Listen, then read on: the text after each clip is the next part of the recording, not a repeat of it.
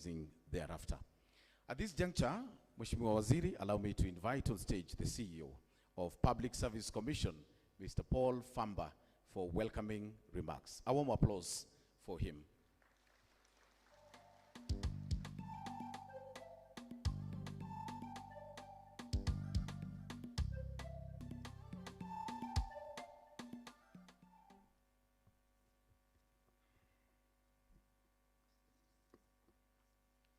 Our chief guest for today, Honorable Geoffrey Ruku, Cabinet Secretary, Minister of Public Service, Human Capital Development and Special Programs, the Vice Chair of the Public Service Commission and the Commissioners present, FCPA Nancy Gadungu, the Auditor General and Chair of the CCIO's caucus, distinguished ladies and gentlemen, good morning.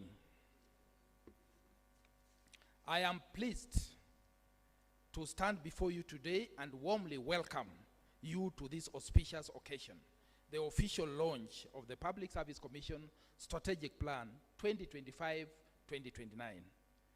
Exactly 91 years ago today, on this very date in 1935, a lab in England, a physicist named Robert Watson Watt was busy testing a strange new device. He successfully bounced a radio wave off a distant aircraft for the first time. He invented the radar.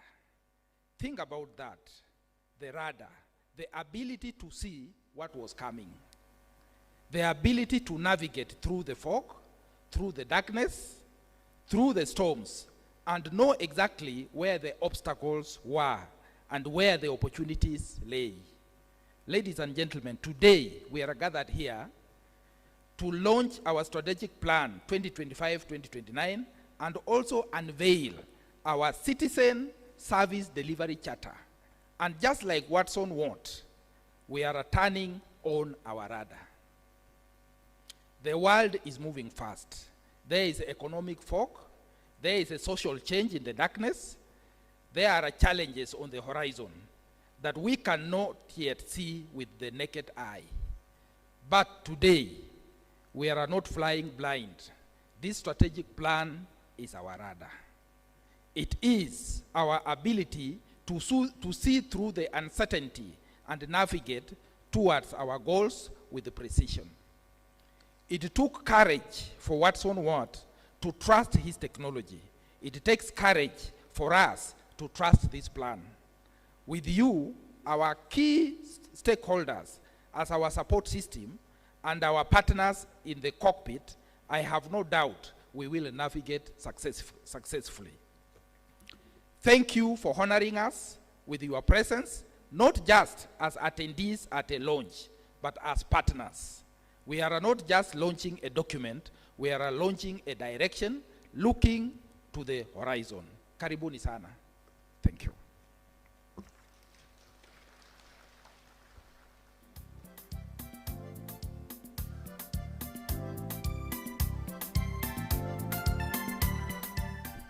Makofi tena kwa Bwana CEO.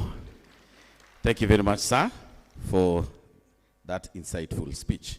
Allow me now, chief guest, to invite Commissioner Dr. Irene Asienga, OGW, who is going to give us an overview of what we expect today. Remember, we are not just launching the service delivery charter, we are also launching the strategic plan. So karibu sana, Commissioner. And Commissioner is going to even project some beautiful things here for us. Karibu sana.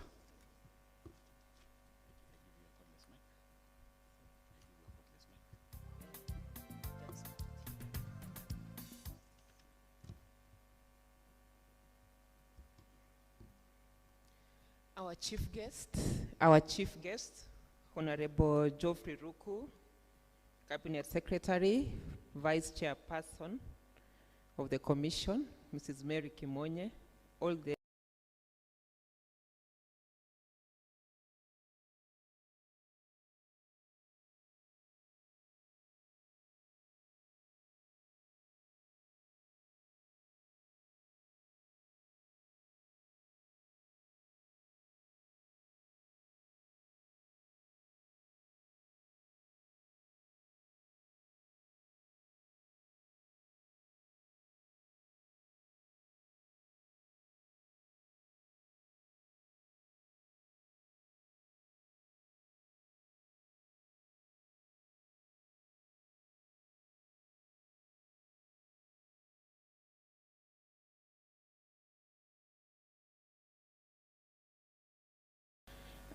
where just to see what the strategic plan is all about.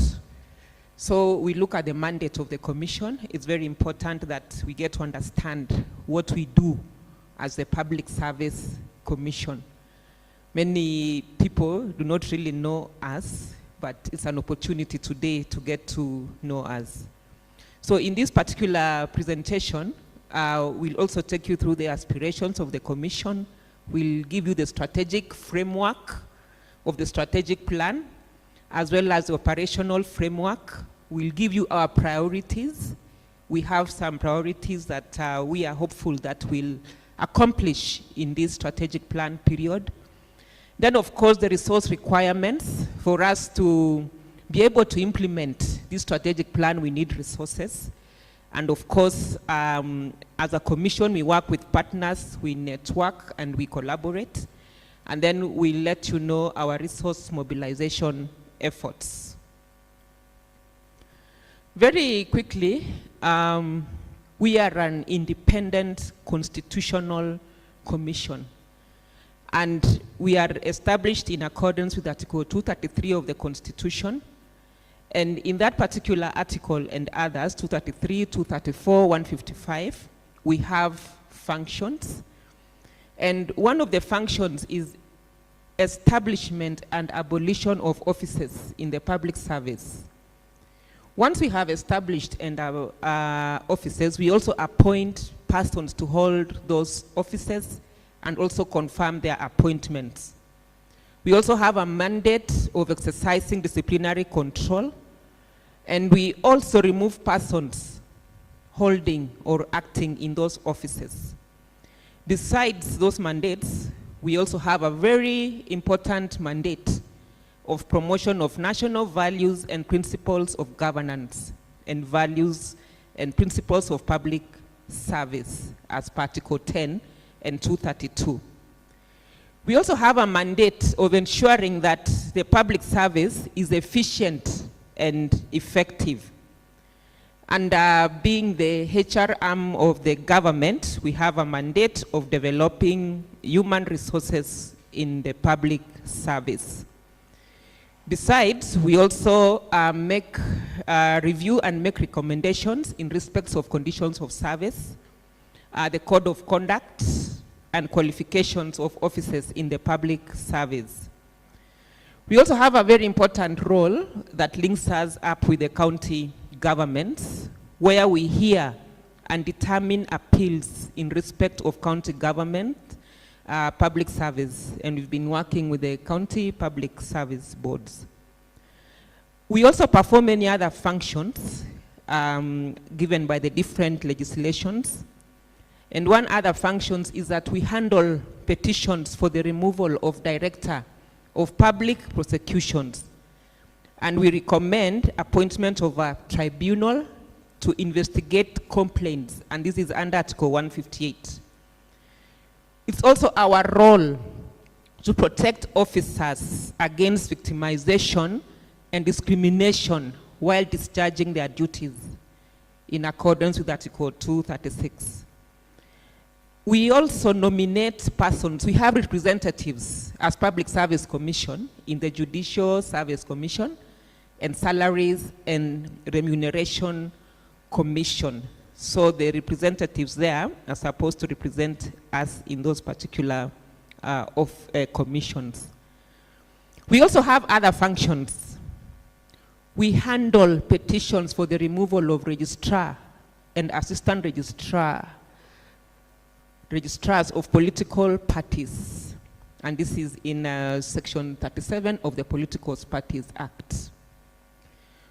We also have a very big mandate, which we were given through an act of parliament, that of recruitment and selection of vice chancellors, deputy vice chancellors of public universities, principals and deputy principals of constituent colleges. And all this is found in the University Act 2012, and it was also amended in statute, Miscellaneous Statute Act 2018. Finally, we also handle petitions for removal of the chairperson and members of the Independent Police Oversight Authority, that's IPOA. And as you can see from that mandate and that I've just told you, we are a very busy commission. Now, who are we and what do we believe in? So our vision in this particular strategic plan is a values-driven, citizen-centric public service. We've brought in the issue of values here, which is very core to us. Our mission is we want to ensure an efficient, effective, ethical, and inclusive public service for delivery of quality services to the citizenry. As I take you through the highlights, you'll realize that we'll talk a lot about efficiency, effectiveness, inclusivity, and all that. What are our core values in this strategic plan? Integrity. We know that integrity is very important. Responsiveness, teamwork, innovation and agility, transparency and accountability, diversity, equity, and inclusivity. If you look at these core values, they are all anchored in the Constitution. And looking at our vision, mission, and core values, that's who PSC is and what PSC wants to be known for. Now, very quickly, I'll take you through the strategic issues in summary. I've just talked about efficiency and effectiveness of public service institutions. This is very important because, as you know, efficiency and effectiveness, for us to achieve our national development goals, then we must be efficient and effective. And so the reason why this is our strategic issue here is that we know that in government there are inefficiencies, there is a gap, limited accountability, and then underutilized potential within the public service. So given that the public service faces these challenges, so we have this strategic issue where we want to ensure that there will be efficiency and effectiveness in the public service institutions. Our other strategic issue is public servants' commitment to service delivery. It's all about service delivery. In public service, we work for the citizens. And looking at governance, you know, we want to ensure that there is commitment from public servants to deliver timely, ethical, and citizen-centered services. And so here, we will develop strong policy frameworks just to ensure that this gap of probably where there is no commitment is addressed. And so we are committed to making sure that public servants are committed to service delivery. Number 3 is what we talked about. You looked at our vision, where we are saying we are a values-driven, citizen-centric public service. So on that note also, it's our strategic issue. And we are saying values, we want to see values and ethics in the public service. And so I can't belabor this because, you know, if you stick to the values at code 10 and 32, then everything else that you want to do in the public service will actually come into place. And for us to gain trust, there's a word called trust. Ethical leadership and integrity is what will actually form the foundation of a responsive and trusted public service. But then you see, all the time we get to hear about unethical practices, lack of accountability, and widespread corruption within the public sector. But if we were to all promote values and ethics, then we would not hear about unethical practices and corruption. And so we are determined to promote values and ethics in the public service so that at least we can serve our citizens. Then the other strategic issue is compliance with laws, regulations, policies, and guidelines. And for us to deliver on this, then we have to comply with the established laws and regulations. So we have observed that there are gaps in compliance, inconsistencies in interpretation, and inadequate implementation. So they are just gathering dust. You know, we have these regulations and laws, but they are gathering dust somewhere. So we are determined to make sure that everything that has been set down for us in terms of the laws, regulations, policies are complied to. Because if we don't do that, then what we are talking about of promoting efficiency and effectiveness, of course, will not happen. And it will undermine our strategy of promoting efficiency, accountability, and we will lose trust from the state institutions. Then finally, the strategic issue number 5 is the institutional efficiency and effectiveness. This is inward looking. This is now about us as a public service commission. And as a commission, we know we have some weaknesses that may actually compromise efficiency and impact. For example, these are common problems, staffing levels. We are understaffed, we don't have enough office space, we don't have enough funding, weak technology, communication channels, lack of standardized procedures, skills gaps, career stagnation, and low visibility among citizens. So this is us, and we are committed to addressing these issues so that we can be able to deliver, starting right from us, because we have to lead by example and also deliver for the entire service, as alluded to in the earlier strategic issues. Then from those strategic issues, we have also derived 5 strategic goals, attendant strategic goals that will actually drive the mandate. And you look at these goals, they are derived from these issues that I've talked about. So very quickly, efficient and effective public service, agile, motivated, and committed public servants, entrenching values and principles, enhancing constitutionalism and rule of law, and optimizing institutional efficiency and effectiveness. So those are our 5 goals. Now we have 6 result areas which are derived from our strategic issues and our strategic goals. So we have the institutional capability of public service organizations, we have performance and productivity, management of human resources, compliance with values and ethics, legal policy, regulatory and institutional frameworks, and you know, they are all derived from the strategic issues and goals, so I don't need to belabor on that. Now, looking at the operational framework, once we've understood the issues and then we've understood the objectives and the goals, and looking now at the objectives. So there are quite a number that will speak to the issues and the goals that I've presented.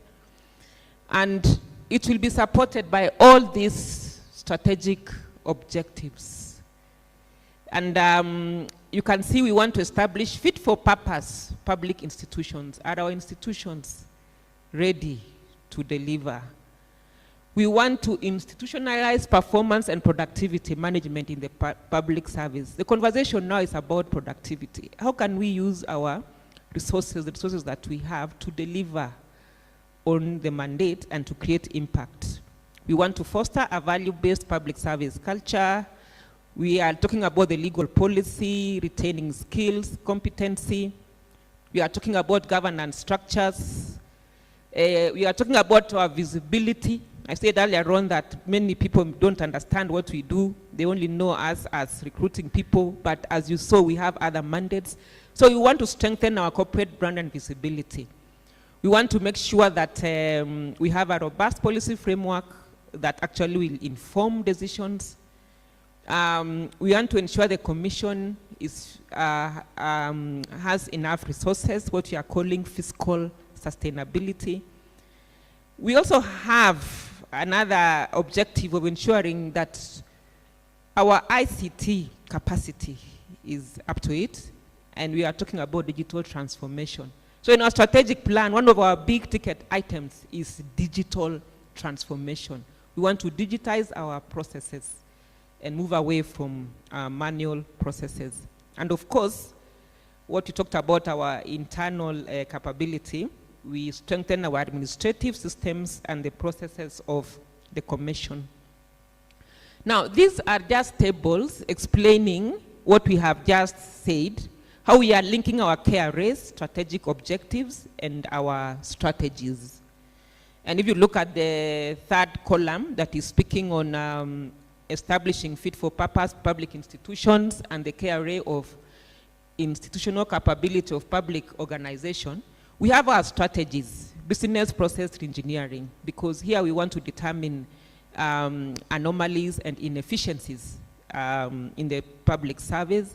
We want to ensure compliance with the approved HR instruments. This is where we'll carry out audits, compliance audits, just to make sure that everything happening, especially as far as our delegated function is concerned, is complied to.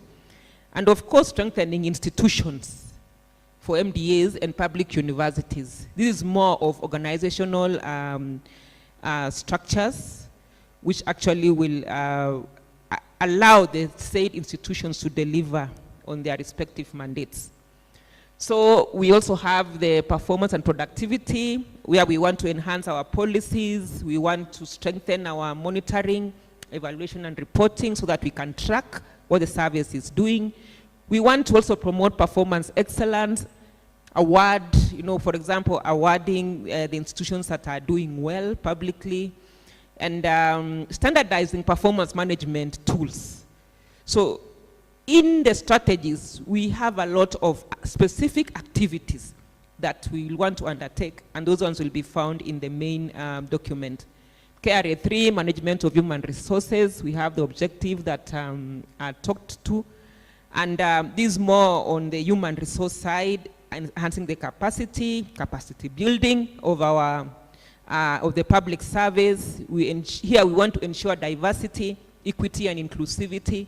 In the commission, we are very purposeful about this, that of diversity, equity, and inclusivity in the human resource. And as a commission, we hope that we are going to do better, so that in terms of the issues of disability, we attain the 5% in the entire service. That's just an example. Then KRA 4, compliance with values and ethics. We also have strategies and specific activities. For example, promoting values and ethics in the public service. What do we want to do as a commission in terms of promoting values and ethics? How can we collaborate with our stakeholders? Because we need stakeholders to actually help us in this. Then KRA 5, the one on legal, policy, regulatory, and institutional framework. We want to strengthen.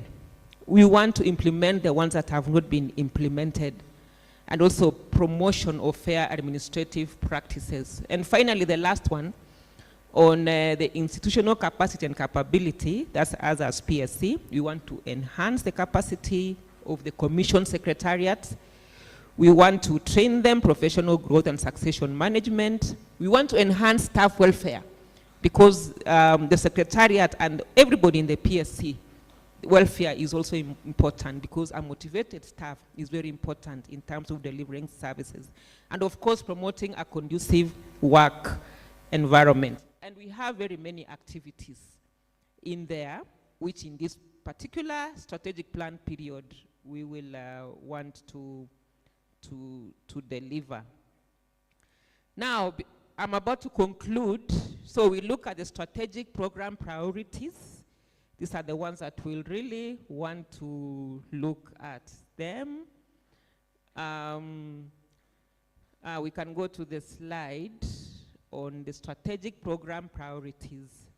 So I'd said earlier, Ron, that digital transformation and automation of the Commission's services is actually our main strategic program priority. We want to promote and evaluate values of public service. If you can see the strategy, there's a lot, even the vision alone, there's a lot about that. We want to strengthen that, Article 10 and 232. Management of human capital in the public service, including the public service internship program, performance and productivity. So if you see in this strategy, and what I've said earlier on, I've talked about most of these administration of quasi-judicial functions, the one that connects us to the counties, hearing and determining appeals. I talked about our internal capacity, where I said we don't have enough working space, we don't have enough funding, we are understaffed, and so here we are saying capital projects to support expanded office space and accommodation at the commission, optimal staffing and the commission, and decentralization of commission services to be closer to the citizens. Here we are determined to take our services closer to the citizens. In the long term, we would be very happy if we could get to all the 47 county governments, but in the short term, we will start with a few regions that we are currently discussing in the commissions. But of course, this is pegged on availability of budgets. Now, as you can see what we've presented, this strategic plan is very ambitious. And our resource requirement over the 5-year period, just go back to the slide on, there, the resource requirements over the 5-year period. As you can see those numbers, we are talking about 35 billion.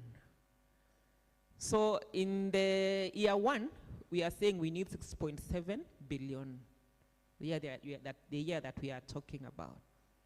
And so we'll be persuading Parliament to consider this and at least give us this budget so that we can deliver on this particular strategic plan.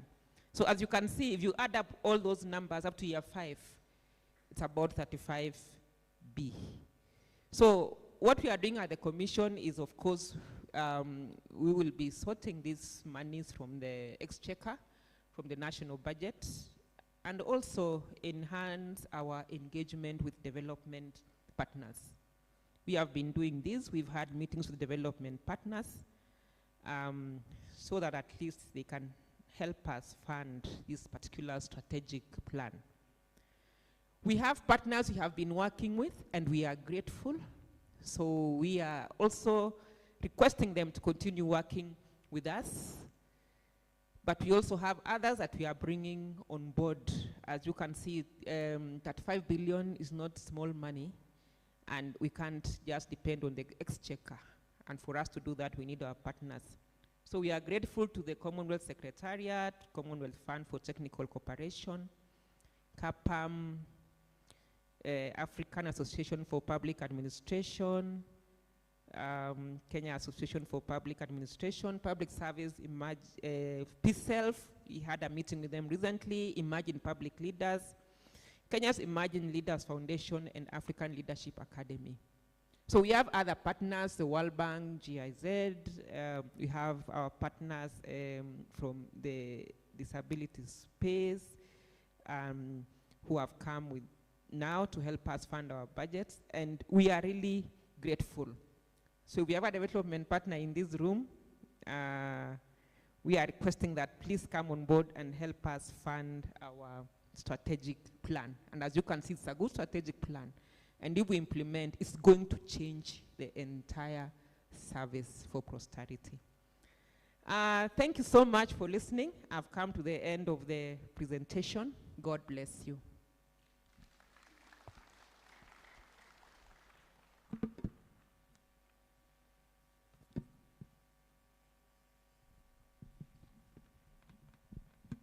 Another round of applause for Commissioner Dr. Irene for that comprehensive, insightful, and powerful presentation. I was looking at the audience all along, and nobody dozed off. You're a perfect communicator. Thank you. Ladies and gentlemen, Commissioner has just repeated on the importance of cooperation with various stakeholders in Public Service Commission. And at this juncture, allow me to invite back the CEO, Public Service Commission, to invite some of them to offer congratulatory messages briefly. But just before that happens, a little consultation. Remember, we are having 2 launches today, like I mentioned. We are having the Service Delivery Charter and the Strategic Plan launch. But for now, CEO. Thank you very much. Thank you very much, Commissioner Irene, for that wonderful presentation. I think now we've been able to bring everyone on speed on where we are with the strategic plan of the Public Service Commission. Chief guest, with your permission, I wish to invite a few of our guests to just make a few remarks before now the climax of the event. I want to recognize Ambassador Amin Mauji, who is the chair of the Aga Khan Development Network, and I wish actually to invite him to come and just say a few words. Karibu.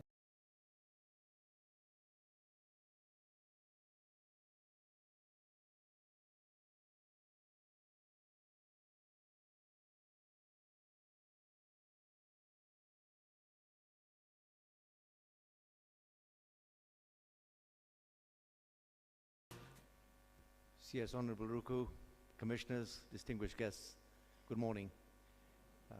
It's been some time since I was last in Kenya, but I have to tell you that I am hugely impressed with the scale of change that has taken place in Kenya, but also the scale of ambition. And that's the ambition that I think we see reflected in this strategic plan. It's a robust plan. It's a great strategy. The challenge with all strategies, of course, is in the implementation. And that's always a difficult thing to get right. Having worked as a consultant for many years before I was an ambassador, I know that putting this stuff in practice is not easy. But I am very impressed with the quality of thinking that has gone into this strategy. But I have to also tell you that I'm more impressed with the fact that you have put values and ethics at the heart of this.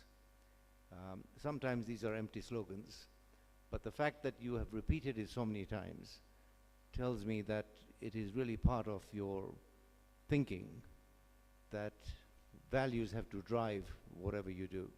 So I congratulate you, Commissioners, for having put together, I think, a very impressive strategy. We wish you well, and you should know that there are many external stakeholders who are here to, as well-wishers, to support the work that you do. Thank you.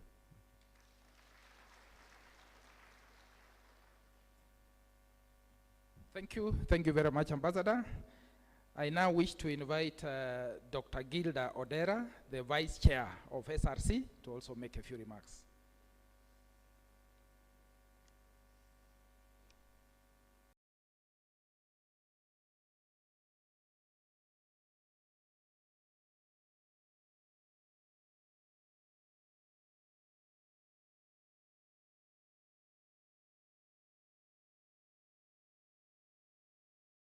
Very good morning to you all. Our chief guest, Honorable Jeffrey Ruku, commissioners, chairpersons of commissions, chair of CCIOs, and all distinguished guests. It's my pleasure to be here to congratulate PSC on the launch of your strategic plan. I was following the presentation, and it is pretty much close to what we at the Salaries and Remuneration Commission also aspire to achieve in the next 5 years. We launched our strategic plan, Vice Chair PSC, as you were there not too long ago. But I just want to say that I am glad that at the top of your strategy is performance and productivity. And that reads very closely to what we at the Salaries and Remuneration Commission are working towards and bringing alongside not just all commissions but the entire public service. We need a well-motivated public service to deliver.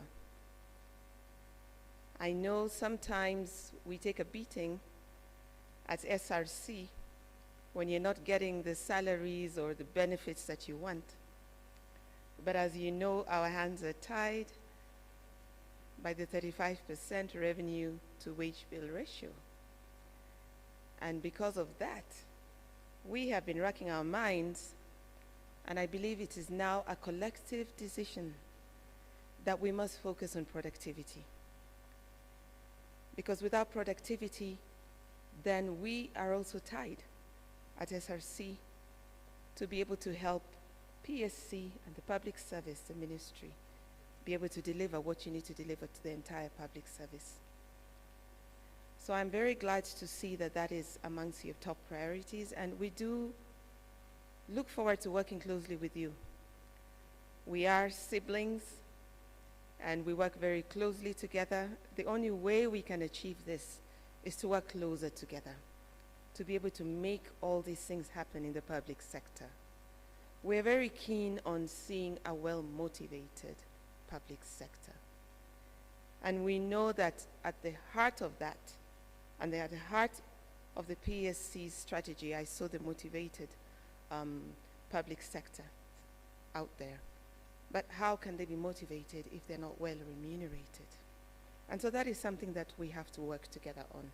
Because when productivity is high, then the revenues are higher, and that will automatically equalize and reduce the revenue to wage bill ratio.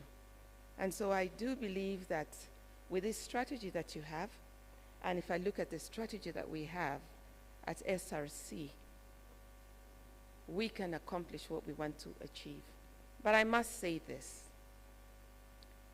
we all need the budget to deliver.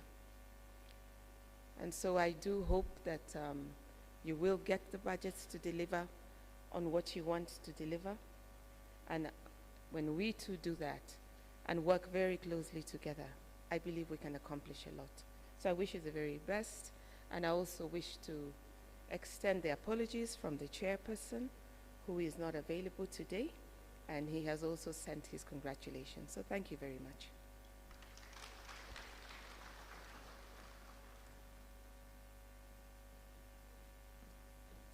Thank you very much, the Vice Chair of SRC.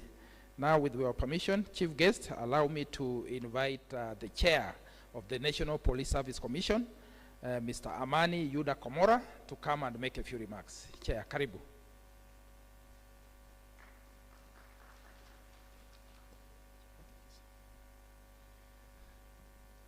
Our Chief Guest, the CS for Public Service, Vice Chair of the Public Service Commission, Commissioners, our Chair of the Caucus of Chairs for Constitutional Commissions and Independent Offices, distinguished guests, ladies and gentlemen, habari zenu.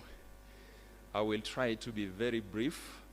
One, on behalf of the National Police Service Commission, we wish to extend our hearty congratulations to you, our sister commission, Public Service Commission, on the launch of your strategy for the next 5 years. Listening through what you have articulated, actually it's a very succinct, very clear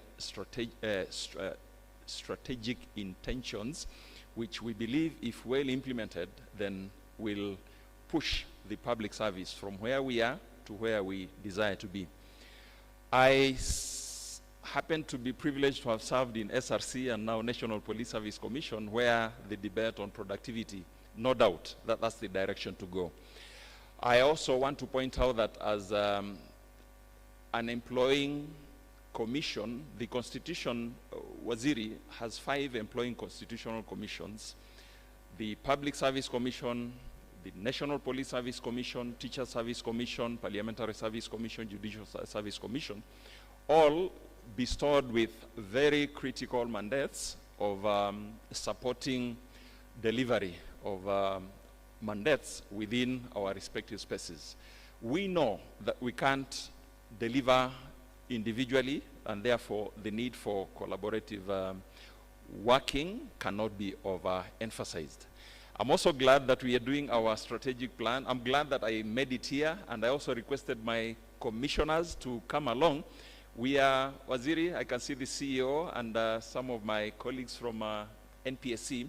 We are concluding our strategic plan, and indeed it's an opportunity to reflect on some of the strategies. I've even seen 1 or 2 things that I think when we retreat, tuta amend kidogo so that we become sharper and more focused before we call you, we request you, ukipata nafasi, ndugu waziri, ukuje ufanye another launch, just like we witnessed the one for SRC a couple of weeks ago. So all that we are wishing you is success, and every success in ensuring that you deliver on the mandates using these strategies that you've set out and you have articulated very well through Commissioner Irene Asianga. May God bless us all. Best wishes. Thank you. Another round of applause for the chair of the National Police Service Commission. Now, chief guests, with your permission, then allow me to invite to the stage FCPA Nancy Kadungu, the Auditor General and the chair of the CCIO's caucus, to come and make her remarks. Karibu sana.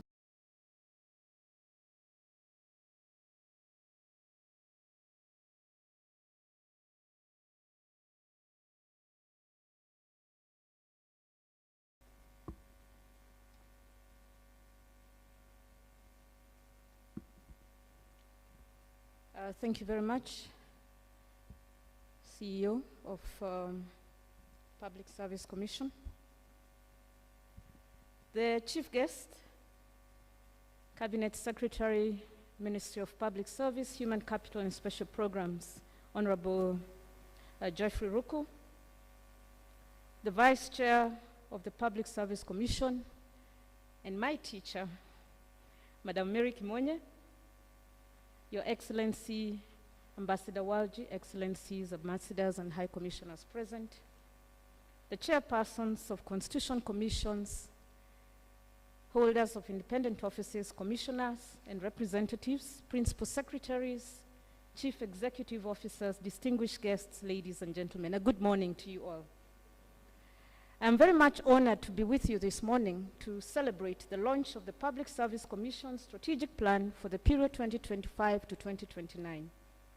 I extend my congratulations to the Commission for the delivery of the strategic plan, which will guide you for 5 years in delivering on your mandate as required by Article 234 and Chapter 15 of the Constitution of Kenya.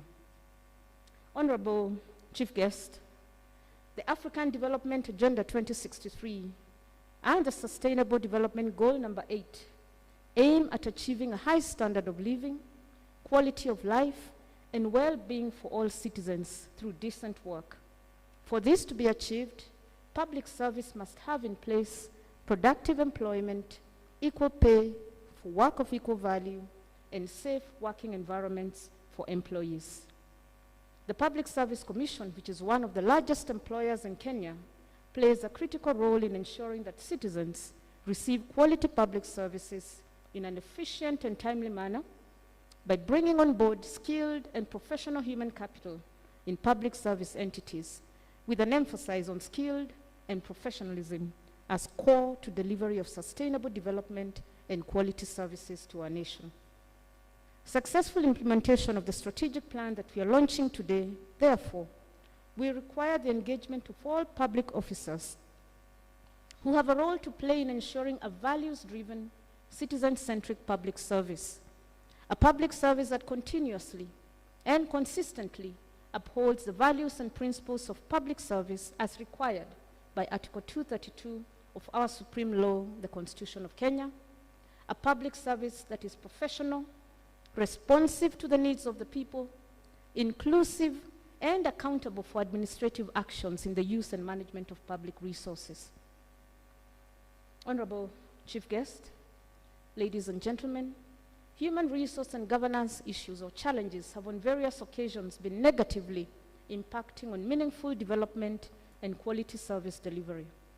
Indeed, Constitution Commissions and independent offices have continuously flagged out challenges and weaknesses, including non-compliance with laws, regulations, guidelines, and policies that govern public service entities, lack of continuous upskilling and reskilling of public officers to enable appropriate responses to the changing environment and the changing demands by citizens, which has had a ripple effect in the management of resources, delivery of services, and trust and confidence by citizens on public service and public services. Audits conducted by my office have identified some cross-cutting issues on non-compliance and inefficiencies in human resource management, which include lack of or incomplete employment records, unmatched skills to roles and responsibilities, unsupported payments of salaries and allowances, and I'm glad SRC is represented here because that has been a major issue, manipulation of payroll data, overstaffing, leading to overlapping or duplicated roles and responsibilities within public sector entities, and of course, the discussions that we've had as a nation on wage bill above the threshold of 35%, amongst other issues. And further, and as I had indicated earlier, the public sector has a challenge in bridging its skills gaps, managing performance, and addressing ethical and transparent leadership practices. The challenges, weaknesses, and deficiencies need to be addressed comprehensively and conclusively for positive and continuous improvements. The Commission therefore plays an important role not only when public officers are in service, but also when staff exit the service. And this is by ensuring that public officers transition smoothly to the next phase of their lives by receiving their retirement packages to ensure that they continue to enjoy quality of life as senior citizens of our nation in appreciation for their years of service. Honorable Chief Guests, ladies and gentlemen, the Public Service Commission has embraced the use of digital solutions to streamline human resource management, a crucial step in promoting transparency and reducing corruption risks within the public service. As constitutional commissions and independent offices, in addition to the objects of commissions and independent offices as mandated by Article 249 of the Constitution, which are to protect the sovereignty of the people, to secure the observance by all state organs of democratic values and principles, and to promote constitutionalism, we separately and collectively are critical pillars in the national integrity system, where we are required to combat and prevent corruption, to oversight on sound financial management, and to guide on an ethical, accountable, and transparent public service that supports economic growth and creation of jobs and other forms of gainful employment, assuring on social development. The launch of the Public Service Strategic Plan for 2025-2029 has come at an opportune time when the government is focusing on delivery of services to the people through various development programs and projects like affordable housing, access to universal medical services, and education reforms, among other initiatives, which will require a skilled, committed, and engaged public service that continuously delivers efficiently and effectively, that complies with the laws, regulations, and guidelines, and a public service that upholds our national values and ethics as expounded in the 5 priority areas in the strategic plan for the Public Service Commission moving forward. The implementation of performance management contracts with measurable targets for public officials will, to a great extent, support the successful implementation of the strategic plan. Honorable Chief Guest, as I conclude, I reiterate the importance of this launch and applaud the efforts that have contributed to developing the Public Service Commission Strategic Plan 2025-2029. On behalf of the Constitutional Commissions and independent offices, I pledge our support to the Public Service Commission in enhancing impactful delivery of public services. Congratulations, and I wish you all the best. I thank you.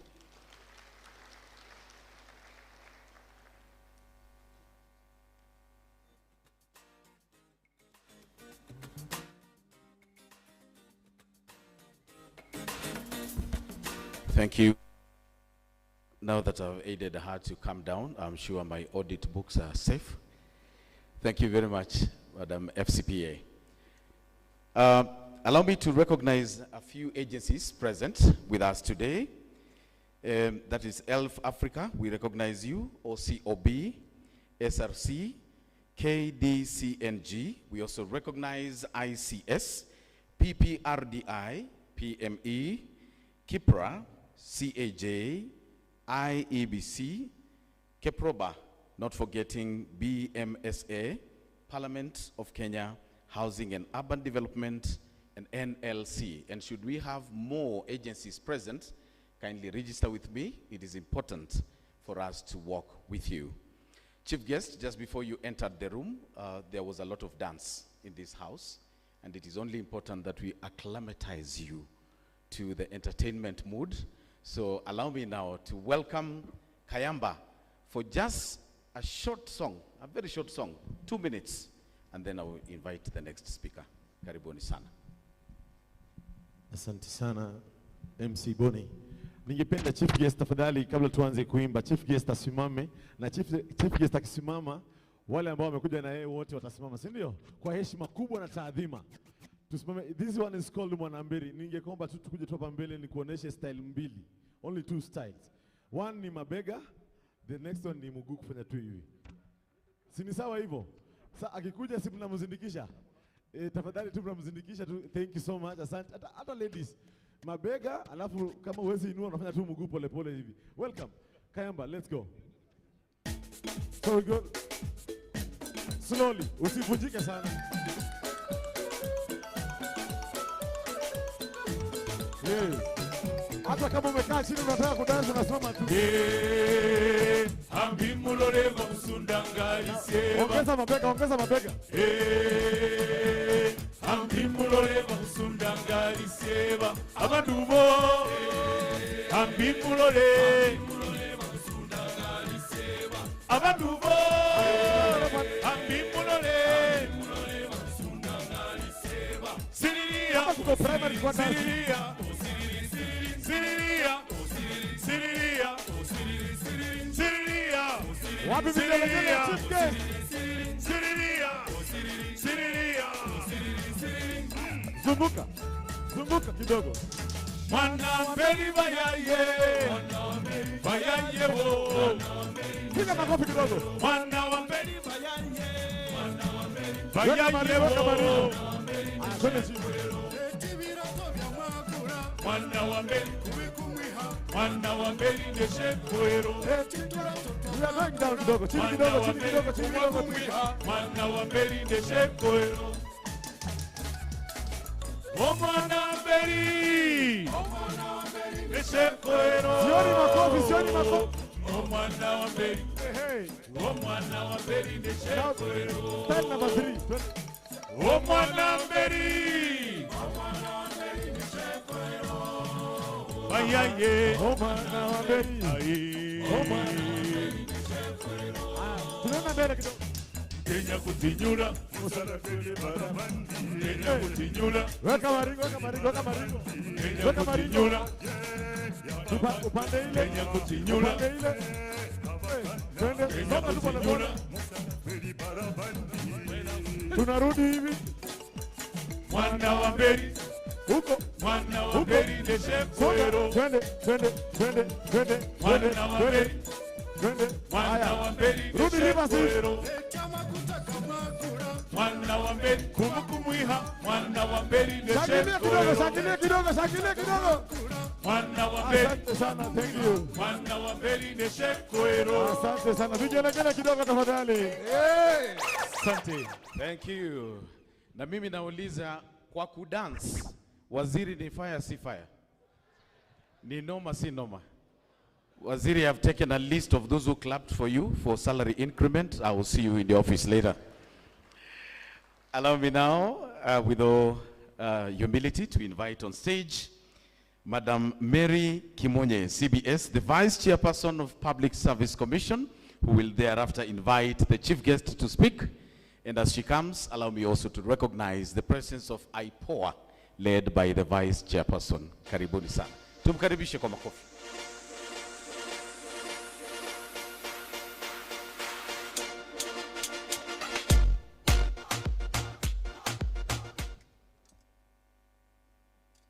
I think the dancing should have continued, so that everybody can get a chance.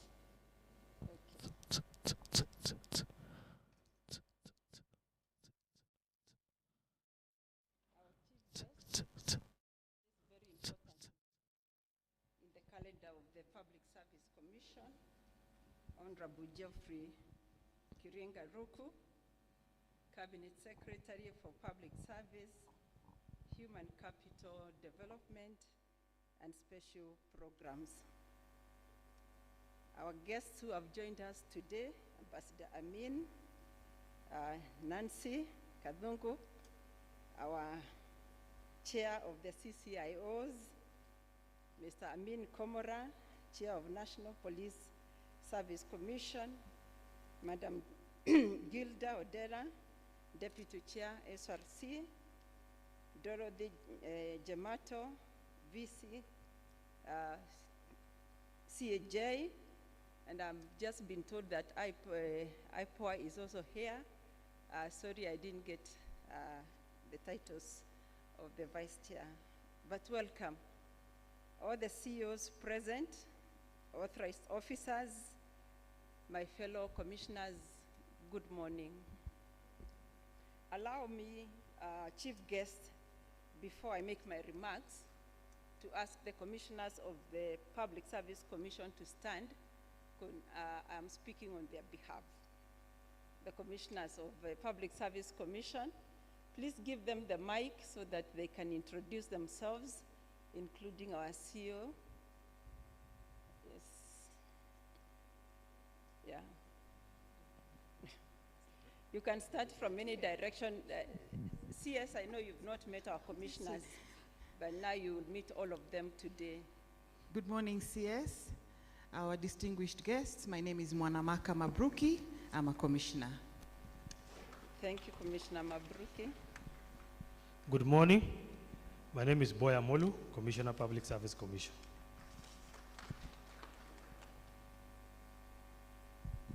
Good morning, everybody.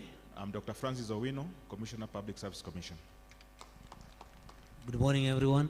I'm Harun Hassan, Commissioner, and the shortest man in that house.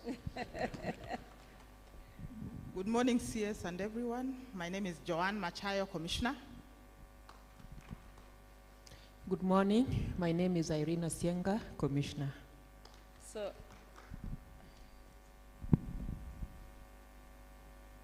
good morning, everyone. My name is Paul Famba, CEO, Public Service Commission. Thank you. So, CS, that is the team of commissioners who are driving the development of this strategic plan. And coincidentally, they came to office just a year ago when the other plan had just lapsed. So they went, they have worked so hard to have this plan together and to do so many other things that have already brought some transformation into the service. Hassan Arun says he's the shortest man in the house, but driving the most expensive car. In the commission, we call it is Lamborghini, and he's very proud of it. So Hassan, today you look tall. You are not short at all today. So thank you very much. Allow me to start by thanking our guests, and especially those who have spoken here, because of the wise counsel that you've given us. I have noted from all the speakers, something has been said about how we will collaborate to make the public service better. We have said something about resources, remunerating the public servants, and Nancy has talked extensively around the issues of resource management and also human capital management. So we welcome those comments, and we'll bring them on board as we implement our strategic plan. Honorable CS, you and I, and the commissioners here, we've been given this very awesome job of superintending over the public service. And I like to tell people to distinguish a public servant from a government official. So as you are seated here, I don't know whom you describe yourself to be. Are you a public servant or are you a government official? Maybe that is some good homework to think about. But the public service, fellow guests and commissioners, is this regimented bureaucracy that we run through various encoded frameworks that determine our character and the way we'll operate. Traditionally, we have had three founding principles that determine the public service or govern the public service. That's the principle of tradition, the principle of discipline, and the principle of order. So those three: tradition, discipline, and order. These three determines the culture that we embrace as public servants, a culture of duty and service, a culture that says, I will serve service beyond the self. Dr. Ondera, you talked about remuneration. I like always to draw this parallel. Public servants need to be remunerated well, but there is no government on earth that can pay a public servant fully. I don't see there's any money that can remunerate a public servant fully. It doesn't matter. Even if you are paid $1 million, you are worth more than $1 million because you're serving the people. Service beyond the self, because you're serving your country and you're serving your people. So I want to thank the public servants who are in the room today for continuing to serve this nation despite all the challenges that you have and ensuring that government programs are going forward. The work of the Public Service Commission is to lead you, direct you, and protect you as you serve the country. And I hope we are doing a good job of that. So I welcome you to our session this morning, the launch of our strategic plan. My gratitude to our Cabinet Secretary, Honorable Ruko, who agreed to come and preside over this event. When we invited Honorable Ruko, you just said yes. And thank you very much, CS. Your people are here. You'll get a chance to speak to them. We are grateful that you all have found time to join us. I want to appreciate our partners and stakeholders in the public service for making the time and giving us very insightful remarks. Today marks a pivotal moment for the Public Service Commission as we embark on another phase of fulfilling our constitutional mandate by unveiling the 2025-2029 strategic plan. This is our roadmap for propelling the Commission and indeed the wider public service to the next phase of its transformational journey. We are also unveiling our Citizen Service Delivery Charter to support the implementation of the strategic plan. Those of you who have been around the public service for some years, you know the journey of transformation of the public service has been long. We started this journey of converting the public service from process-based management to resource-based management in 2003. And during that time, that is when we introduced concepts like strategic planning, service charters, RRI, and also performance contracting, so that we can entrench resource-based management in the public service. I know most of you remember the Resource for Kenya program that set us on this journey. So CS, this is a continuing journey. The Resource for Kenya program is a continuing journey, and it has had major milestones, and we celebrate those milestones. The Commission will continue on that journey. As the oldest commission, the Public Service Commission was for many years after its founding by the colonial government in 1954, the sole employer of public servants. In the post-independence years, it continued to fulfill its primary role of recruiting for the then civil service. As time passed, the local authorities, teachers, and judiciary began hiring their own staff separately in accordance to specific statutes. However, the civil service remained under the Commission's purview, while semi-autonomous government agencies and the state corporations were granted the authority to manage their own staff through their respective boards. After the promulgation of the Constitution 2010, the Commission's powers and responsibilities were significantly expanded under Article 233.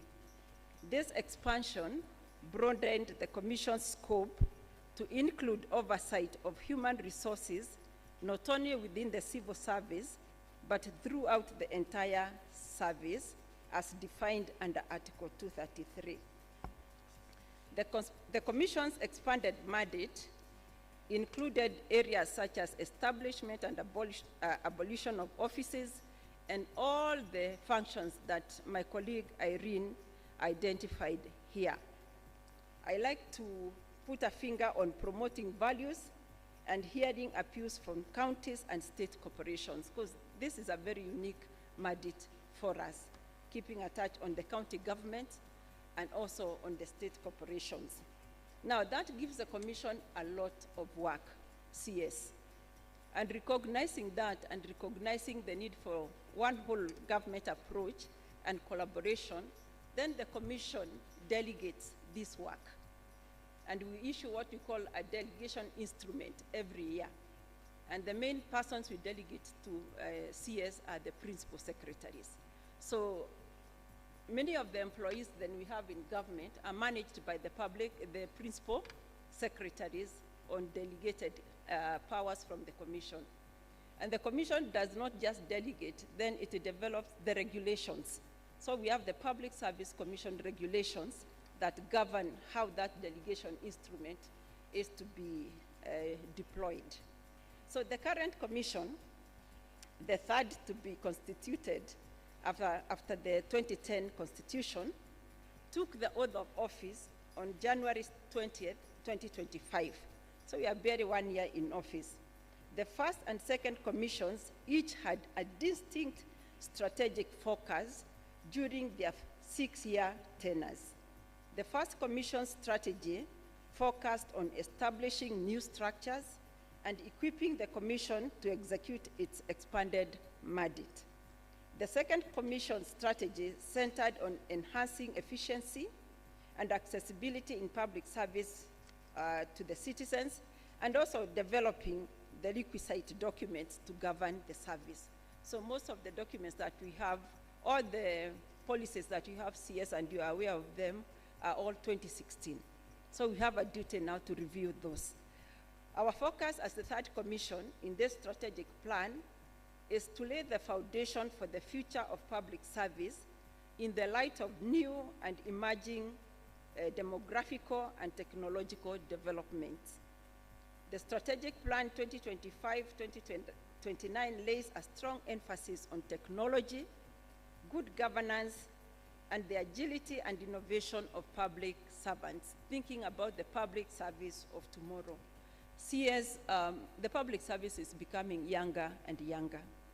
So we have very high-tech young people joining the service, and we are asking ourselves, the code of conduct that we have and the rules that we have, will they work for these young people? That's a question we need to ask ourselves. I keep giving an example of a young man when they were doing internship who asked me, Madam, what exactly is the relationship between coming to work in a suit and my results? Because it says you come to work in a suit, the dress code. We have a specific dress code for public servants. And this young man cannot draw the relationship between wearing a suit and results. And then the other, he asked, you know, Madam, me, I'm not a morning person. I prefer working at night. I'm not a morning person. So how can you include me in the public service? Because I work better at night. And you know them, isn't it? The young people, they prefer to work on their gadgets, sometimes off, and even working, bringing coffee to the desk, walking around, interesting behaviors, but they need to be included in the public service. The culture is changing. So the public service of tomorrow, CS, you have the duty to lead us in thinking towards the public service of tomorrow, so that the Gen Z and Gen Alpha can be comfortable working for the public service. So the shifting landscape of work dynamics, driven by generational characteristics, among them the characteristics of Gen Z and Gen Alpha, poses new challenges for the public service in Kenya. The skills mix and etiquette of the public service inherited from the colonial government may not be conducive to drawing out the best of the young people entering the workforce. So we have a difficult duty there to redefine the public service. Rapidly advancing technologies such as artificial intelligence, the Internet of Things, and machine learning will significantly affect the quality and efficiency of public service delivery systems. As governments worldwide shift towards state-led development models, there is growing pressure to ensure efficient, effective public services that do not hinder economic growth and social transformation.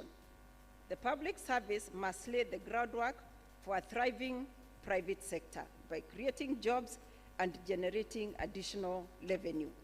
However, can the public service of today be that transformational and meet these demands? That is, can it be agile and innovative, highly digitized and automated, accommodating intergenerational cadres, adaptable to resource constraints while remaining efficient, providing a conducive work environment, or a leader in development and a steady foundation for private sector actors? As a commission, we shall continue to support the government's efforts to prepare public servants to navigate evolving work dynamics and embrace change.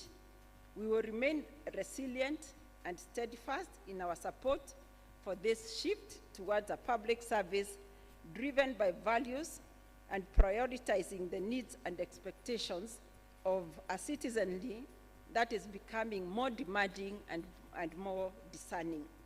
Our focus will be to promote and instill the values of public service and good governance, which will lead to improved performance, productivity, efficiency, and effectiveness. The successful implementation of this strategic plan depends on the support and cooperation of all our partners and stakeholders, as well as teamwork of our Public Service Commission staff. And I thank again the stakeholders who have committed to support us in this journey. This commission relies on the support of all MDAs to provide effective and efficient services to citizens. Without their support, we may not succeed. We will be depending on the support and goodwill of our Cabinet Secretary in this respect. The Citizen Service Delivery Charter we are unveiling will play a crucial role in implementing the strategic plan. Through the charter, we have outlined how we will engage with our customers at every service point.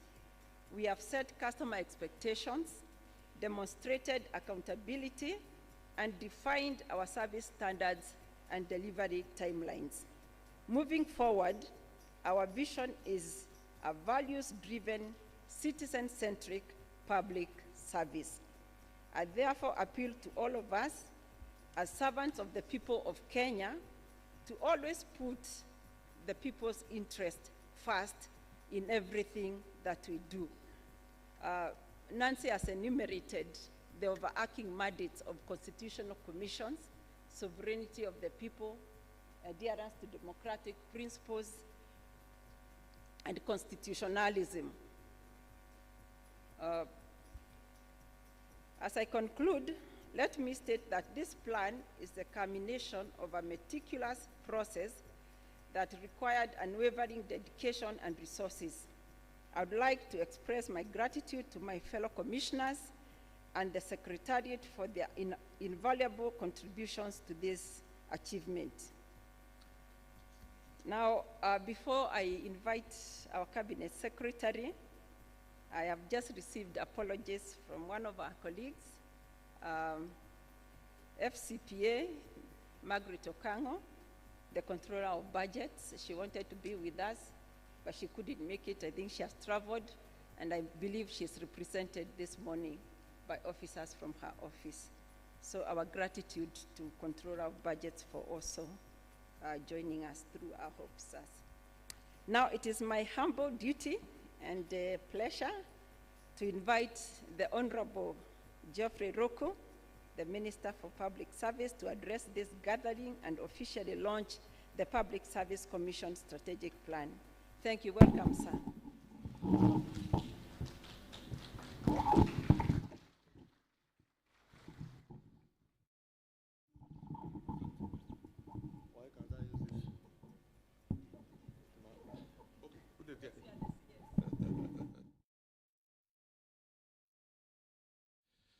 Let's all be seated.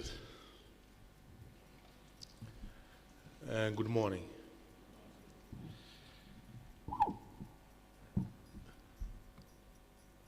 Are these all people from Public Service Commission? Those who work in the Public Service Commission, the employees, can you stand? Wow. The number is quite big. Okay, thank you. The Vice Chairperson of Public Service Commission, Mrs. Mary Kimonye, the commissioners who are here, the chairperson of different independent constitutional commission, from National Policing Commission to SRC, the CEO of Public Service Commission, Mr. Paul Famba, the directors and ends of HRMD from different MDAs, the very tough and competent lady, the Auditor General, Madam Kadungu, other distinguished guests, ladies and gentlemen, I'm happy to join you here today to this very important occasion, the launch of the Public Service Commission Strategic Plan 2025 to 2029, and the unveiling of the Commission Citizen Service Delivery Charter. I want to begin by commending the Vice Chairperson and the Commissioners for prioritizing the development of this strategic plan at the outset of your term in the office, and for drawing on experience from the previous two plans that have guided the Commission's uptake of the expanded mandate conferred by the Constitution of the Republic of Kenya. The importance of strategic planning for any government or any organization cannot be overstated, because it serves as the benchmark against which performance is measured, and that drives development. For this reason, strategic plans developed by government, ministries, departments, and agencies, as well as the state corporations, must align with the overall government development blueprint, which currently include the Sustainable Development Goals, the Vision 2030, the Bottom Economic Transformation Agenda, and to prioritize human development by investing in individuals, particularly young people and vulnerable groups at the bottom of the pyramid, to drive economic growth and productivity. And when we are talking about the vulnerable groups, I visited Kisumu regional offices in the month of January, and one of the offices which I went to was the offices that serves people living with disabilities in the region, in Nyanza region. I found a young man who was an intern in that office for 1 year, and his internship ended. That young man is disabled, and before 8 a.m. he was in the office. He has frontiered for his services in that office for 2 years without getting paid anything. I saw the commitment from that young man who is disabled, who is not employed. Other offices were empty, but this young man was in office around 7:45. He's frontiering services to the government of Kenya. He has done that for 2 years and is not getting a pay. I think as a commission, we have to see how this young man can get a job. How? I don't know. It is you, the vice chairperson, the commissioners, and it was an impromptu visit. So this young man did not know whether the minister in charge of public service would be visiting the office. And the young man was there. So I beseech the commission to see what you can do to that young man who is disabled, living with disability, frontiering the services to the government and the people of Kenya for the last 2 years without a pay. Ladies and gentlemen, the Public Service Commission plays a very important role in advancing the national development agenda by hiring and retaining qualified human resources to implement national programs and projects effectively and efficiently. The expectation of the Commission to ensure the requisite skills mapping, recruitment, and retention of the skilled and ethical human resource through research-based interventions in the service is therefore high. Human capital is one of most valuable intangible assets to an organization. There are 5 key components of human capital that are of interest to my ministry in this area. 1, employee talent. 2, employees' experience. 3, employee management skills.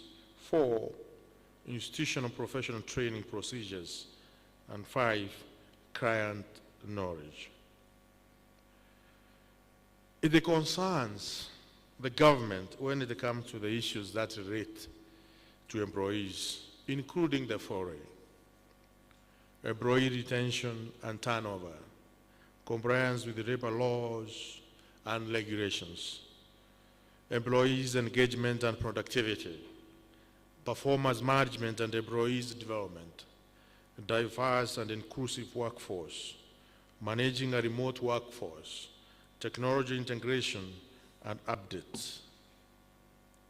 Ladies and gentlemen, the current administration, through my ministry, is concerned about the challenges we face in mapping our greatest asset, the human capital. In our view, the most important human capital risk in 2026 are talent shortages, skills gaps, employees burnout, and leadership succession issues. It is my sincere hope that the Commission's Strategic Plan 2025-2029, which we are launching today, will address these issues and serve as a valuable tool to advance the national priorities. Over the years, public servants have been under sharp scrutiny by citizens and civil organizations for their poor conduct and lack of commitment to the values and principles of governance and public service as required by the Constitution. The resulting vices include delay in service to public, corruption, and impunity among public servants, especially the issues of impunity, entitlement within the public service is quite high. For me, as a minister and principal secretaries, we know we serve under the pressure of one person, the President of the Republic of Kenya. But those who are permanent and pensionable, they retire at the age of 60, others at the age of 65. There are some serious levels of entitlement. You remember you were in this office until you retire, and therefore you can come to work at the time you want. You can reply, or you can handle whoever you are serving the way you want. And I have seen in the areas I have been able to face it, all the interns are at their workstation before 8 a.m. I saw it in Mombasa, I saw it in Embu, I saw it in Nakuru, in Nyeri, and in Kisumu. All the young people who this commission have given the jobs in different public offices are at their workstation early enough. But their bosses, most of them, other than Huduma's centers, immigration, and teacher service commission offices, others, over 60–70% are not in the offices at the right time, but the interns are in the offices, are there trying to see whether there's something they can do, but the bosses are not there. It shows the levels of entitlement, levels of impunity among the public servants. We are working on public service transformation. Yes, public service transformation policy, which I'll be doing a presentation to the cabinet committee next week, and later I will do a presentation to the full cabinet within the month of March. I think it's high time as a ministry, as a government, we see whether we can have employees or public servant on contractual basis. You are given a contract of 3 years or 5 years. If you perform properly, you are given another contract of 5 years. If you are not meeting the contractual obligations, you go and look for another job. Because where is the issue of impunity coming from as far as public servants are concerned? The issues of entitlement. We know as a government, as an administration, we have been given a mandate by the people of Kenya for 5 years. We will be seeking further mandate for another 5 years. If the people of Kenya think that we have done what, as an administration, what we promised them, another mandate for 5 years. If not, we go home. Isn't it? Why can it be also that those who are working in these offices, the mean age of Kenyans is 22 years. When I look at these people who are here, all of us, we are very old. We are way above the mean age of the population of the Republic of Kenya. So we are serving Kenyans who are aged 22 years. This group of Kenyans, they need services to be delivered in a certain way. So we must ensure we have a very agile public service. We must ensure we have a very innovative public service. We must ensure all the government services can be accessed by young people, by the Kenyan population, at the comfort of their rooms, at the comfort of their sitting rooms, at the comfort of their phones and tablets and whatever gadget they are using. We must ensure we are running a unified digital government services, that different state departments, different government offices can talk to each other. DCI can talk in real time with the Kenya National Examination Council. Kenya National Examination Council can talk in real time with the Registrar of Birth and Certificate. Registrar of Birth and Certificate can talk in real time with the Kenyatta National Hospital and other hospitals across the Republic of Kenya. How do we get that done? Is through the public service transformation policy, which we are working on and which I will be doing a presentation for approval at the cabinet level.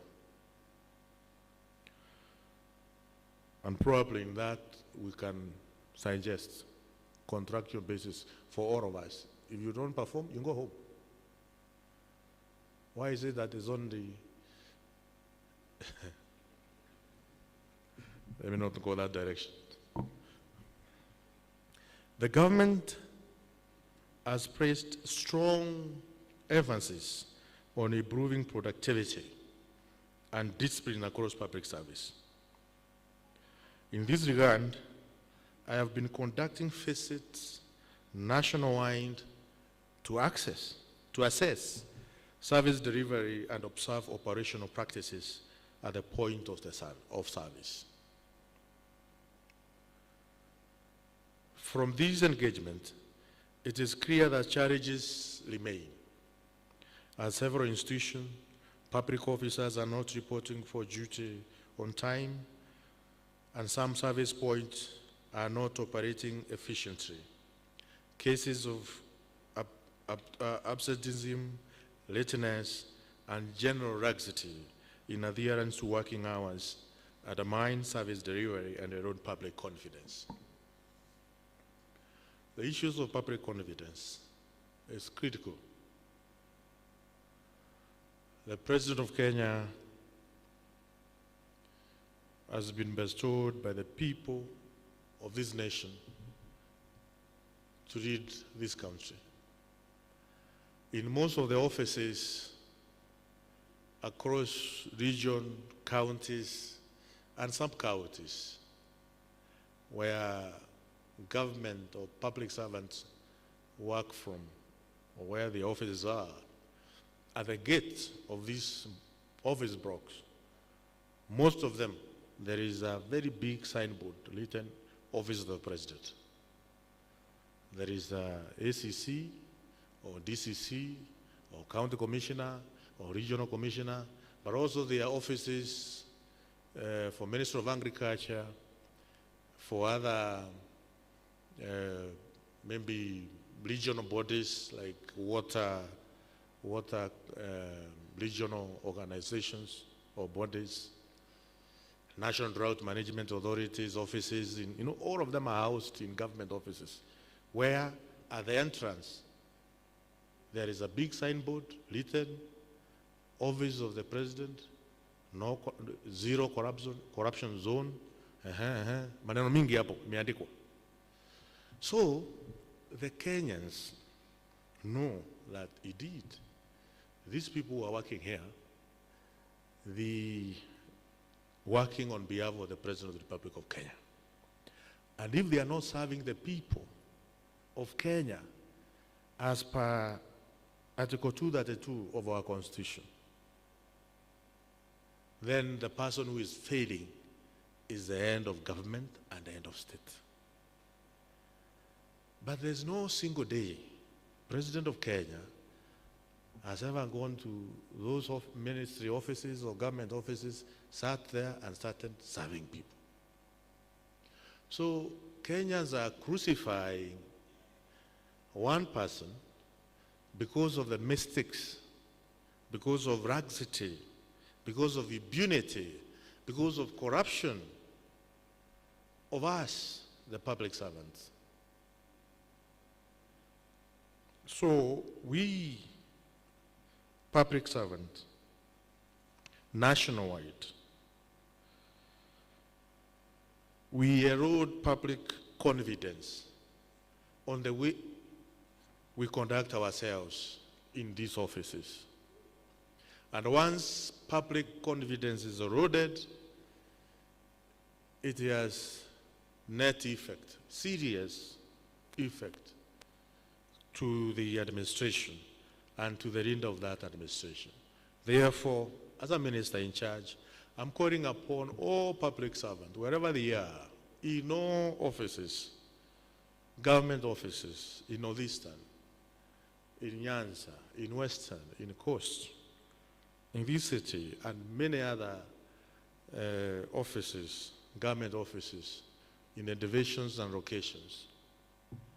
Jameni, lazima tuwajibike, lazima tujitume, lazima tufanye kazi yetu kulingana na maadili, kulingana na katiba, kulingana na ile contract you signed with the Public Service Commission. When Public Service Commission gave you a job, you went through an interview process. Public Service Commission determined you are qualified to discharge the mandate, the duties, as far as the job and job description is concerned. But when you get the job, you get entitled, you become corrupt, impunity, and you cannot be sacked immediately because the commission has a procedure of firing a public servant. That victimization, blah, blah, blah, and these are other. I think we must also be firm in terms of how we dismiss those who are not discharging the mandate properly. I think this is an issue. For the period I've been a minister of public service, I think the matter of firing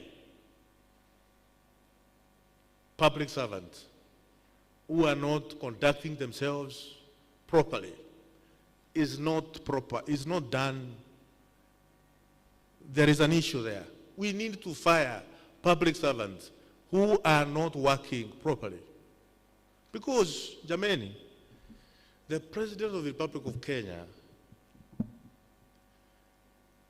by 5 a.m. is up. Midnight, you don't get the President. If all of us were to work and be committed as the President, his deputy, some of us who are in the ministries, we burn the midnight oil in serving the people. But those who are given permanent jobs, and I have seen it when I have gone across the different government offices, Public Service Commission must think how to expedite on the issues of firing those public servants who are not discharging their duties as is required. I know CEO, I know Vice Chairperson, I'm off the grid, but around me, muniruhusu niseme hiyo, si ndio hiyo? Yes. Watu hawezi kuwa nalipwa mshahara. SRC increased the salary, backdated from July 1st, 2025. Salaries for the public servant, including house allowance, including commuter allowance and gross pay. But even when the salaries have been increased by this government, you go to many offices, there is all manner of excuses as to why public servants are not discharging their mandate properly. From where I sit, ladies and gentlemen, if we deploy the capacity of public government or public servants, about 50%, Kenyans across the Republic of Kenya will indeed feel that they have public servants who are serving them. But we have so many excuses. Budget cuts, an excuse. The office does not have proper writing. We don't have computer. My door is not opening properly. All manner of excuses, so many of them.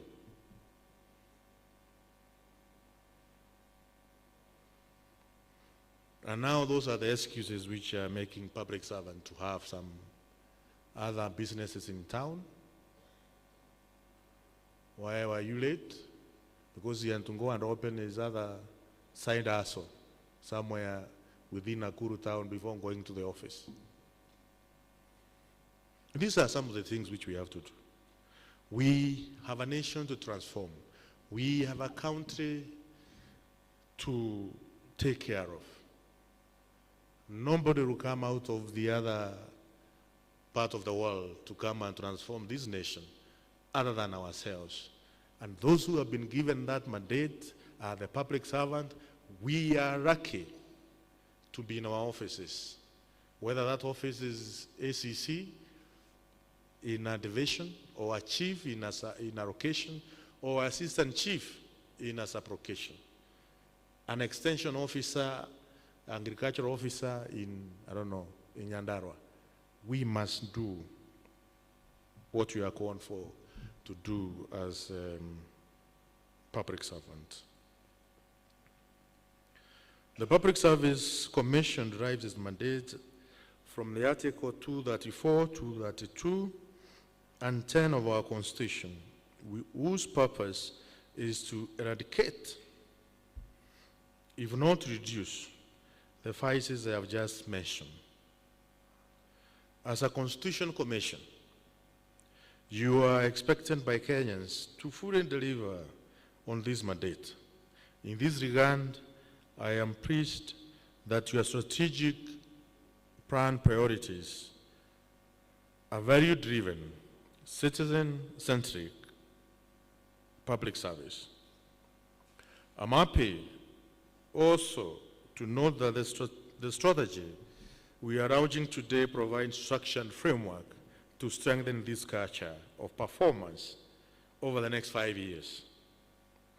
It outlines 6 key result areas, namely institutional capability of public service, organization, institution performance and productivity, management of human resources, compliance with values and ethics, legal, policy, regulatory, and institutional frameworks, and institutional capacity and capability.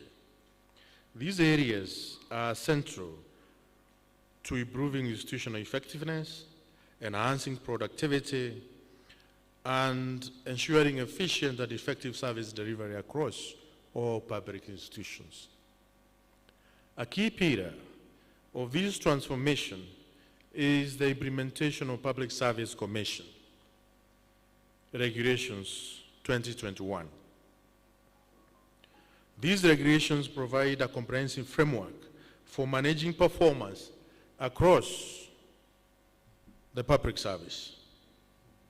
They strengthen accountability at both the individual and institutional levels and ensure that performance management moves beyond compliance to focus on measurable results and continuous improvement.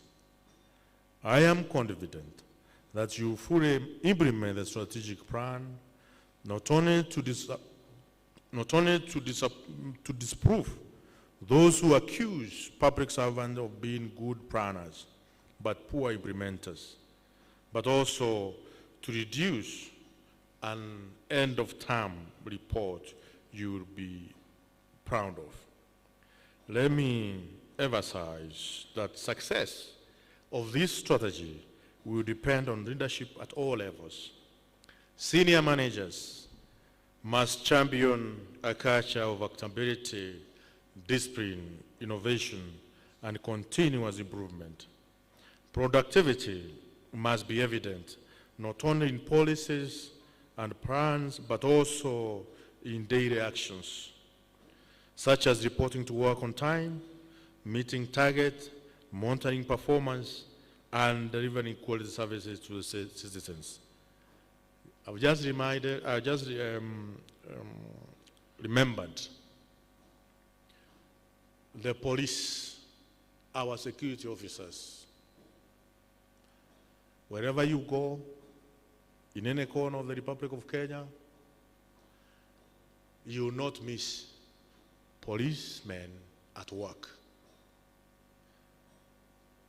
Any government building or any government offices you visit, at any given time, whether it's 6 a.m. or 5 a.m., you'll find police officers, security at work. Any police station, there are police officers there at any given time of the day. These are men and women who are doing a good job under difficult circumstances to the Republic of Kenya. And therefore, the few elements which may be not serving Kenyans properly within the police service, we cannot condemn our whole service because of one or two people. But the work which police service are doing to this nation is commendable. The doctors and nurses across the Republic of Kenya also are doing a good job, sometimes overwhelmed by the number of people they are serving, and there's the equipment they have, but overall they are doing a good job. This strategic plan is therefore not just a document, it's a call to action. It challenges all public institutions and officers to uphold the highest standard of professionalism, use performance management tools effectively, and focus on results that make a real difference in the lives of Kenyans. Limited financial resources will always be a challenge to implementing strategic plans in developing countries like Kenya. I therefore urge you to, where feasible, explore ways to work with partners through public-private partnerships to expand your capacity to implement plans, more plans, and improve your achievement. I also wish to underscore the importance of an organization's citizen service delivery charter and commend you for unveiling it alongside the strategic plan. It will with no doubt enhance your service delivery through clear communication, accountability, and expectation setting. The charter serves as a formal agreement between a service provider and its client, dividing the terms and expectation of the service offered. Your service delivery charter will therefore go a long way toward fostering trust and improving service delivery by clearly defining your commitment, timelines, standard, and expectation for both the Commission and the citizens who receives services. As you embark on this plan, Kenyans expect you to deliver practical solutions to current challenges, including a broadened public service in counties, a huge challenge there. a ballooning wage bill.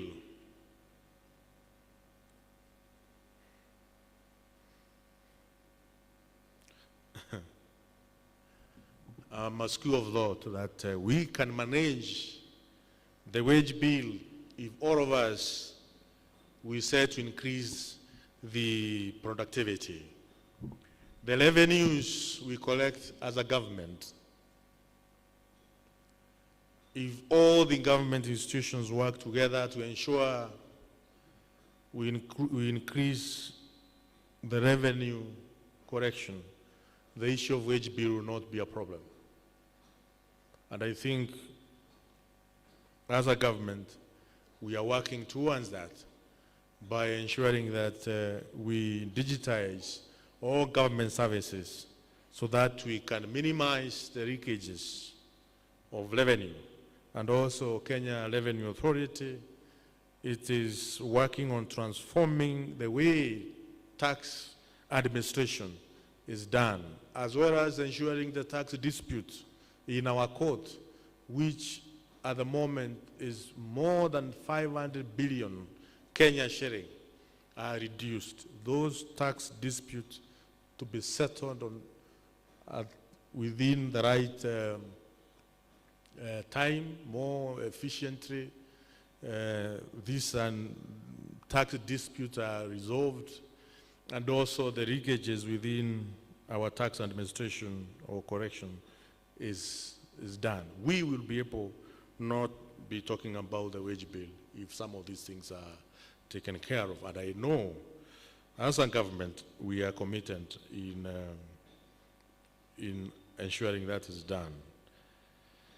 As I conclude, I urge you to recognize that the task ahead of you is enormous, and that, as expected, the government will provide you with all the support you need.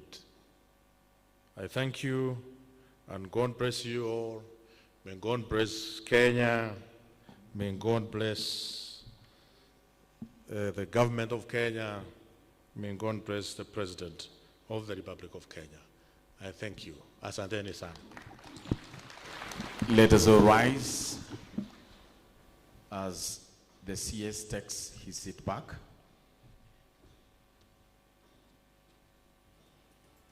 And we are not going to sit because this is the moment we've all been waiting for. Ladies and gentlemen, today, as we stand, the Public Service Commission proudly launches its service delivery charter, our firm commitment to timely, transparent, and citizen-centered service. The charter clearly sets the standards you should expect from us and strengthens our accountability to the public that we serve. And now to the countdown. Are you ready? In 5, 4, 3, 2, and 1.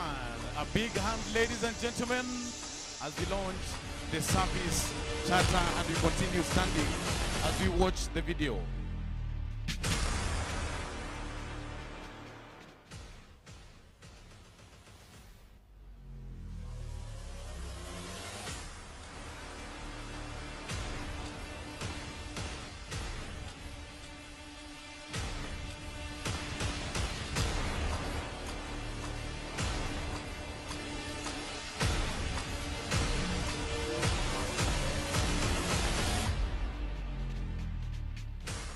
Makofi tafadhali, makofi.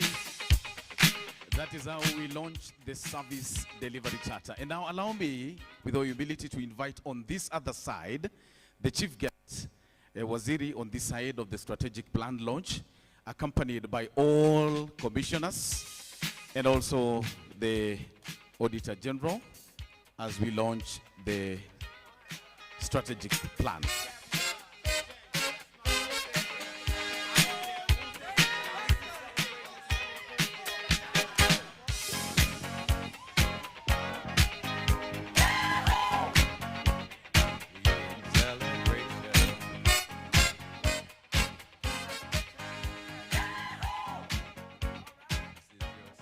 Thank you, DJ. Are we ready?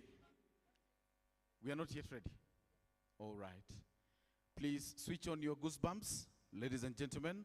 We are about now to launch the strategic plan 2025 to 2029. Are we ready? And now, on the count of 5, 4, 3, 2, and 1. Waziri, kazi kwako. Wapi makofi na vigelegele. There goes the strategic plan 2025 to 2029 by the Public Service Commission. Tupige makofi kabisa, makofi. Celebrate the Public Service Commission. Thank you. Thank you. And now I invite Waziri and the Vice Chairperson to come here at the center, as the Vice Chairperson now hands over the strategic plan to Waziri. Wapi makofi? Makofi mazuri. I also want to invite all the other commissioners now to join in. Hapa mbele tu. Hapa mbele, yeah. Everyone to have a copy, and then we stand up mbele. Thank you for the pyros. Thank you. Let's get a copy, kila moja, and we pause for a photo. All commissioners. Mountains, cross the greatest oceans, walk across and we must smile, all of us. It's a big thing. You feel defeated, falling on your knees and looking up for some hope tonight. You try to stand up, but you throw your hands up like you no longer have the strength to fight. 'Cause you've seen too many sunsets, too many days ending in the darkest night. Thank you very much. Thank you, all other commissioners. Please take your seats. But allow me to invite Waziri now on stage. Waziri, welcome to the stage, together with the Vice Chairperson and the CEO. Please come over to the stage now. Waziri, VC, and the CEO. As I now invite various agencies to now pick their copies. The rest, we can take our seats, kindly. On your own, you'll never know, If you believe you can move the highest mountains, cross the greatest oceans, walk across the water. Believe you can move the highest mountains, cross the greatest Asante DJ, asante. Now we are going to distribute these copies to various agencies. So allow me now to invite first Housing and Urban Development. The representative, please come to this side. Pick your copy. Housing and Urban Development, where are you? Followed by the Parliament of the Republic of Kenya. Please come. If you're not here, we proceed. Number 3, allow me to invite NLC, National Land Commission. Representative, please come.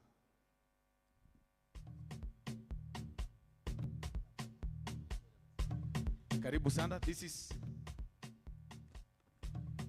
you pick up and then you go back. Please let us not pass through the back. We pass here.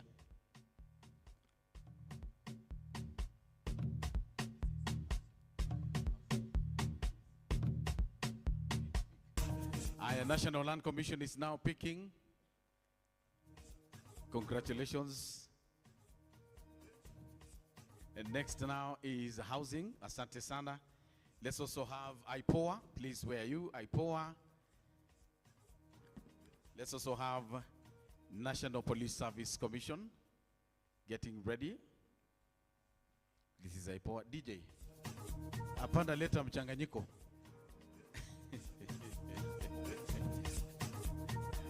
That is IPOA receiving. And next is National Police Service Commission. Let's also have EACC, followed by NCPWD.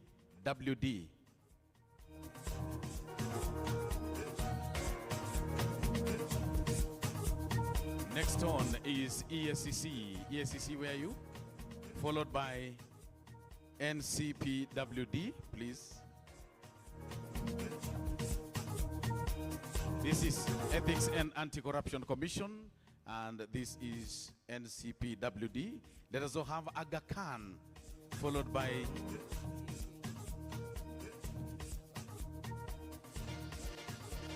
let's also have Aga Khan, CAJ, and IEBC. Aga Khan, CAJ, and IEBC.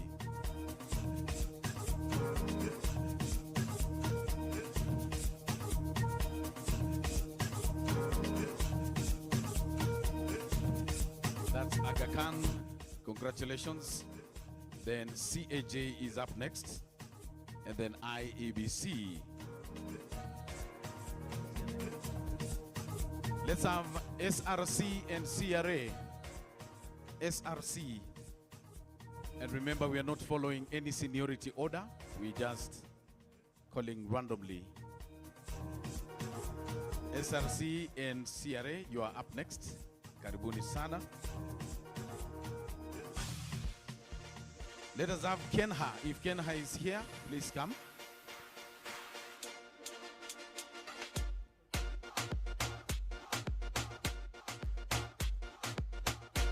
Controller of Budget, karibu sana on stage.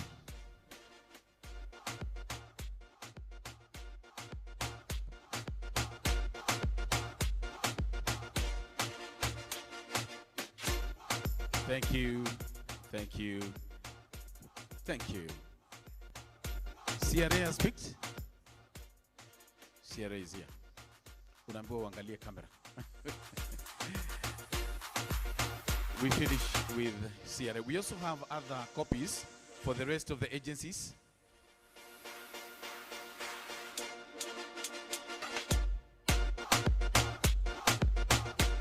Allow me, as we conclude, to just call State Law Office and ELF Africa to pick, and then the rest of the agencies, because we are many, we are going to collect our copies from that desk immediately we are done. Now we conclude with State Law Office and ELF Africa. Karibuni sana.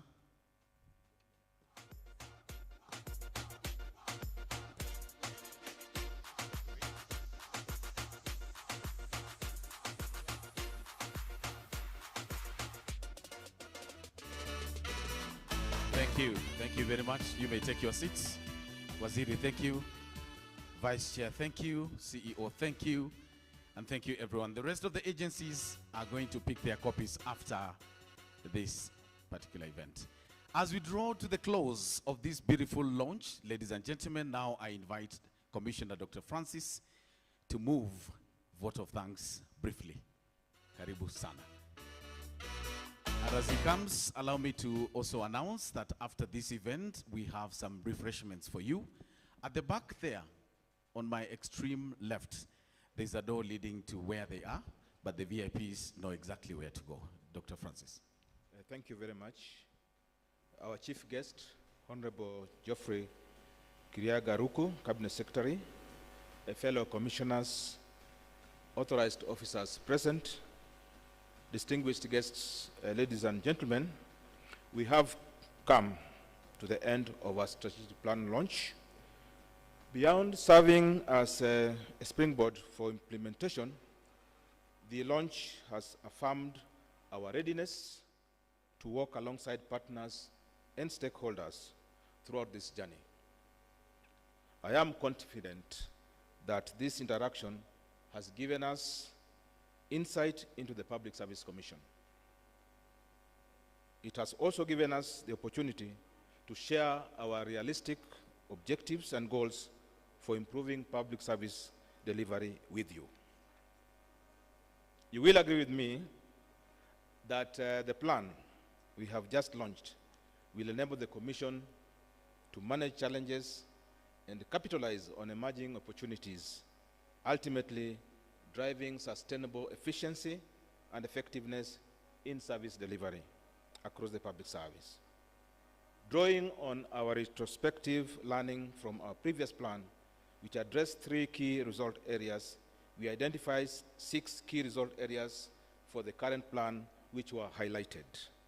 This demonstrates our commitment to learning from mistakes, strengthening our capabilities, and embracing opportunities to align with global trends and improve service delivery to meet the evolving development expectations of our citizenry. As Winston Churchill once said, to improve is to change. To be perfect is to change often. As we implement this plan, we will continue to value our partnerships with our associates and stakeholders.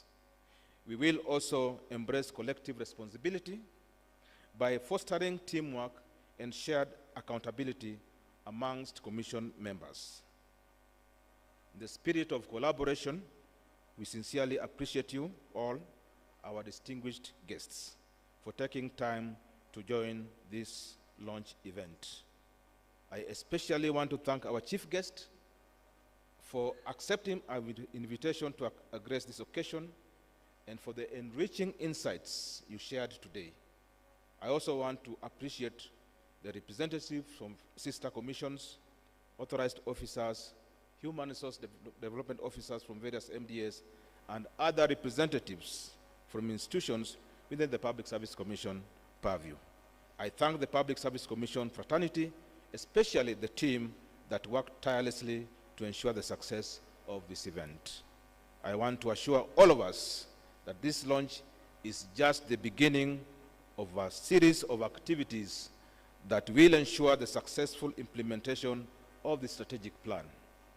We shall embark on a critical phase of execution that will involve clearly communicating the plan across all levels of the Commission, fully engaging our teams in the implementation process, meticulously planning and making dedicated efforts to achieve the desired outcomes, and continuously learning and adapting challenges. As you may already know, these steps are vital to bridging the gap between the envisioned future and the current reality of our public service. Finally, I wish to reiterate that the launch of this strategic plan is fundamental to the Public Service Commission's success, providing a clear roadmap, enabling adaptability, and promoting a unified approach towards achieving its ultimate vision and mission. I wish us all a successful implementation of the plan. God bless us as we break for the day. God bless Kenya. God bless the Public Service Commission. Thank you. Thank you very much. Let us all rise as we take the Kenya National Anthem.